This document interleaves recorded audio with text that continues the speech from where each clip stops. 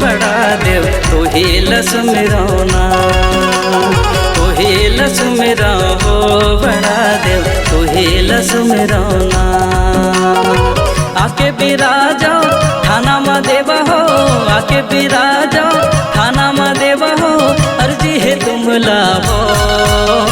तू ही लसुमिरौ हो बड़ा देव तू ही लसुमिरौना, तू ही लसुमिरौ हो बड़ा देव तू ही लसुमिरौना।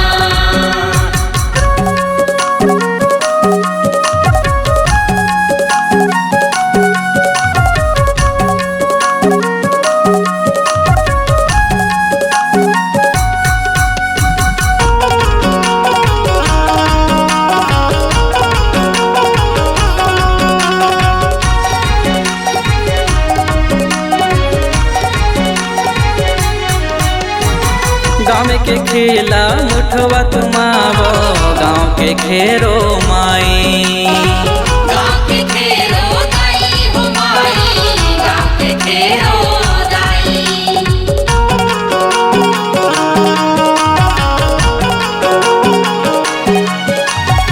डोंगर के डोंगरा देवो आवो, पनघट के पनिहारन, पनघट के पनिहारन हो दाई, पनघट के पनिहारन। आके बिराजो ठाना मदाई हो, आके बिराजो ठाना मदाई हो, अर्जी है तुम लाहो। तू ही लसुमिरौ हो बड़ा देव तू ही लसुमिरौना, तू ही लसुमिरौ हो बड़ा देव तू ही लसुमिरौना।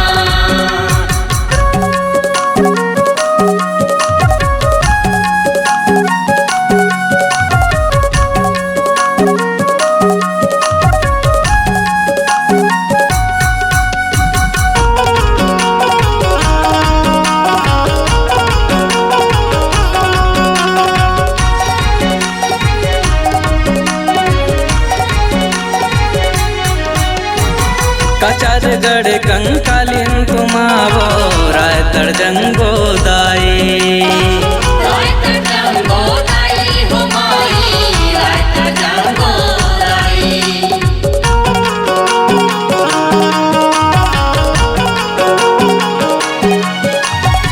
संबलपुर संभलाई तुमावो, रतनपुर महामाई, रतनपुर महामाई हो दाई, रतनपुर महामाई। आके बिराजो ठाना मदाई हो, आके बिराजो ठाना मदाई हो, अर्जी है तुम लाहो।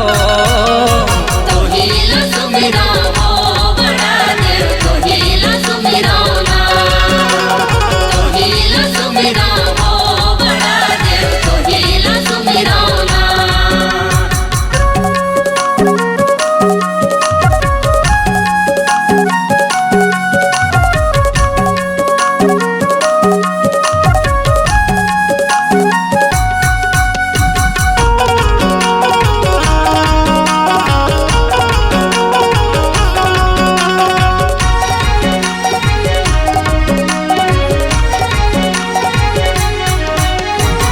डोंगरगढ़ बमलाई तुमावो, भोरमगढ़ के देवता, भोरमगढ़ के देवता हो देवा, भोरमगढ़ के देवता।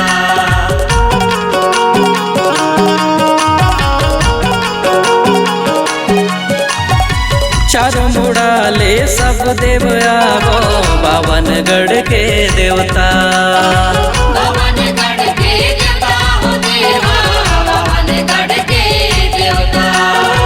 आके बिराजो थाना में देवा हो, आके बिराजो थाना में देवा हो, अर्जी है तुम लाभो।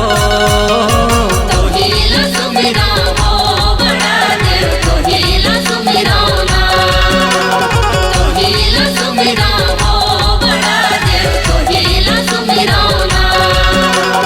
तू ही लसुमिरौ हो बड़ा देव तू ही लसुमिरौना, तू ही लसुमिरौ